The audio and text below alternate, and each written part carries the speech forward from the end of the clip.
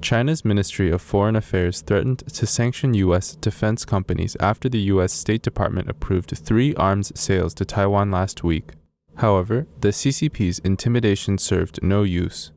A few hours later, the United States announced again that it would sell Harpoon missiles worth more than $2 billion to Taiwan.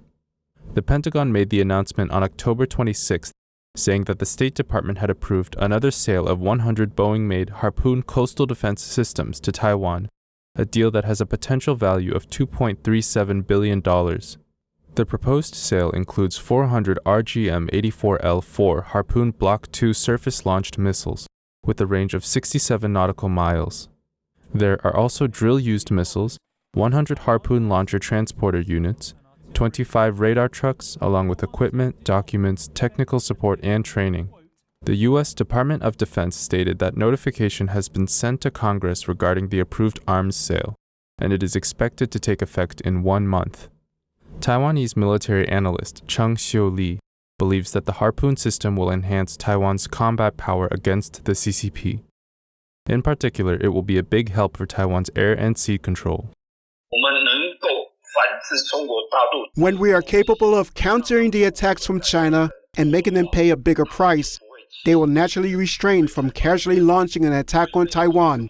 That's why I think that the sale of the Harpoon missile can indeed make Taiwan more secure by enhancing our combat power, especially in terms of sea control. There are also radar trucks, which can detect the movements of the Communist Army before they approach, and provide more time for Taiwan's defense to make deployment. This was the second round of U.S. arms sales to Taiwan in the past week, and the 9th arms sale to Taiwan since Trump took office. Taiwan's Ministry of Foreign Affairs expressed gratitude to the United States for fulfilling its 6 guarantees, security commitments based on the Taiwan Relations Act, and emphasized that in the face of the CCP's military expansion and provocations, Taiwan will continue to strengthen its defense capabilities to maintain regional peace.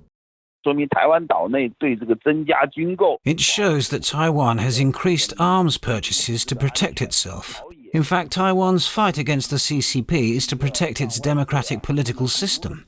The ruling and opposition parties have reached a high degree of agreement, something worthy of our attention. It embodies the consensus of Taiwan's ruling and opposition parties on safeguarding Taiwan's security. It's the recent changes in the entire political environment in Taiwan that's led to this result. In recent months, the CCP's fighters and bombers have been invading Taiwan's air defense zone more and more frequently, and CCP propaganda movies even showed simulated attacks on Taiwan. The Chinese edition of the New York Times pointed out that previously, many Taiwanese chose to be neutral between China and the United States, but due to the recent political changes, many Taiwanese have realized that they can only side with the United States because they are facing a confrontation between democracy and totalitarianism. Since Xi Jinping came to power, many of his actions have indeed put more pressure on Taiwan, especially in international diplomacy and military preparations. But it is undeniable that the reaction force he brought is even stronger. Now, the people of Taiwan detest the CCP's United Front even more, and it has also made Taiwan cooperate more closely with the United States. Just last week, the U.S. State Department approved a potential sale to Taiwan of $1.8 billion worth of high-mobility artillery rocket system, HIMARS, extended-range guided MLRS rockets, and MS-110 reconnaissance pods for F-16s. Zhao Lijian, the spokesperson of the Chinese Ministry of Foreign Affairs, stated at a press conference on October 26th that China would impose sanctions on American companies that participated in the sale, including Lockheed Martin, Boeing Defense, Space and Security, and Raytheon. His declaration of retaliation was soon followed by another round of arms sale to Taiwan.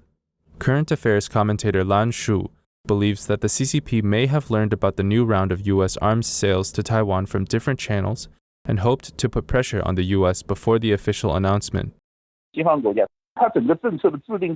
In Western countries, the entire political formulation process is transparent, so once the policy is made, the authorities will not change it.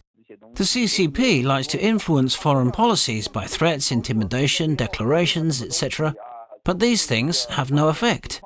The whole process isn't like the CCP's black box operations, where the CCP has developed something underhandedly. If the external situation has certain changes, they will make some adjustments accordingly. According to an analysis from the Wall Street Journal, the CCP's sanctions will hardly affect the U.S. defense companies involved. For example, Lockheed Martin has only sold civilian helicopters to Beijing. Although China is the main market for Boeing's commercial aircraft, the sanctions only target the company's defense division,